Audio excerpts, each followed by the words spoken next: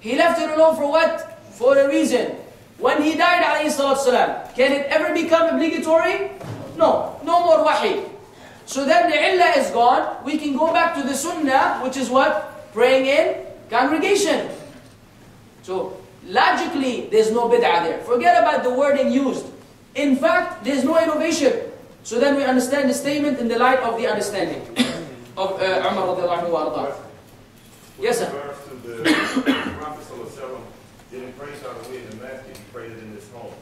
So when Umar radiallahu anhu moved the Taraweeh, he moved it to the masjid. Wouldn't that be something different? Because He didn't. The Prophet ﷺ prayed it clearly in his home.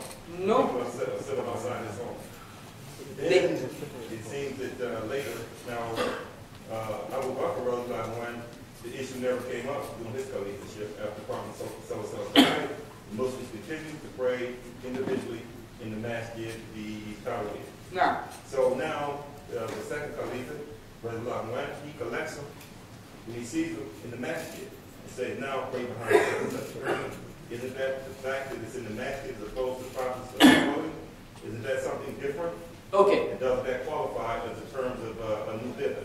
Right. Did he not use the term good bid'ah? Right. Two approaches.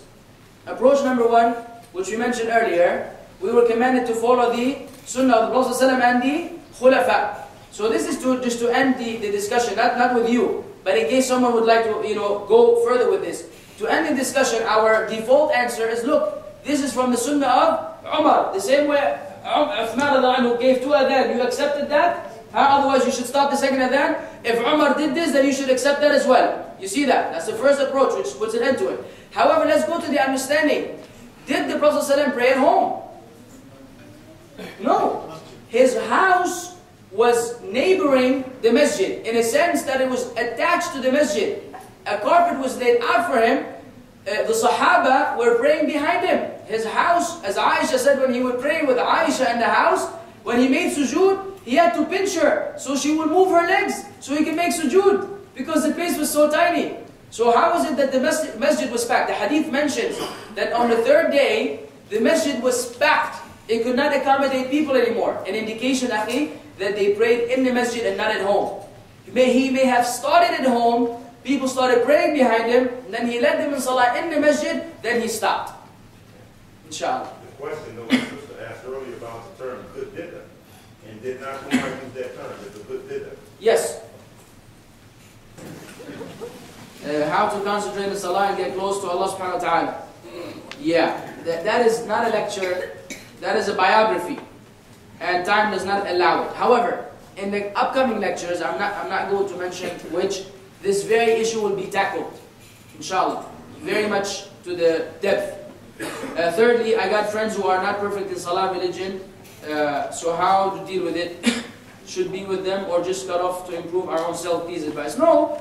If you are unable to get them on your side, and you're afraid that they will get you on their side, then leave them alone. Then leave them alone so you will not be destroyed in the process. However, if you have the means to improve yourself and improve those around you, then keep company with them in order to bring them onto your side. So this is what situational. We cannot say to everyone, leave them or keep them. It depends on the person and his friends, his style, his character, his ability to convince people, and so on and so forth. So it is situational. Right? I believe these are the last of the questions. Anything else? Right, no, actually there was something on the back of this one. Yeah, here. If we follow a scholar that is more knowledgeable, then we would be safe to say follow scholars of the West that deal with Islamic mortgages. Okay, and have more experience on the issue than to follow a scholar in the East that has not come across this situation but rule it as haram. Example, Saudi scholars versus Western scholars. Whoa. If there are people at work that do not pray, it is obligatory for me to remind them to pray every time. Will I be sinful if I don't? Now let's deal with the first one. Yes, a person being in a particular environment does help him, deduce the proper ruling for that environment. However, what we have to be careful of is unqualified, quote-unquote, scholars who end up taking this stand and giving fatawa without being qualified simply because they are living in the West. So this is not across the board. If you have two equally qualified scholars, and one was living in the West, and one was living in Saudi, and you wanted a ruling concerning something that is happening in the West, then you take it from the Western scholar, because he is more knowledgeable of his environment. But if you have a scholar, a mufti, and you have someone who just, doesn't have, the basics of the deen or some of them down, you don't get a fatwa from him, because now they tell you riba is halal. They tell you, they say, look man, you're living in the land of kuffar, huh? And you can just consume riba, take it, and instead of the kuffar taking it, this is all rationalism. Why give the money to the kuffar? Take the money, help the Muslims. Ya akhi, once you take riba, once you take it, for whatever reason, Allah has declared war against you. Allah and His Messenger declared war against you. In the Quran, Prophet ﷺ said, Allah curses the one who pays riba, the one who consumes it, the one who writes the contract, and the two witnesses. All of them are equally cursed. Why? Because there's no room for riba in Islam. No room. So now they tell you, they give it different names, different titles, and they try to make it lawful. No.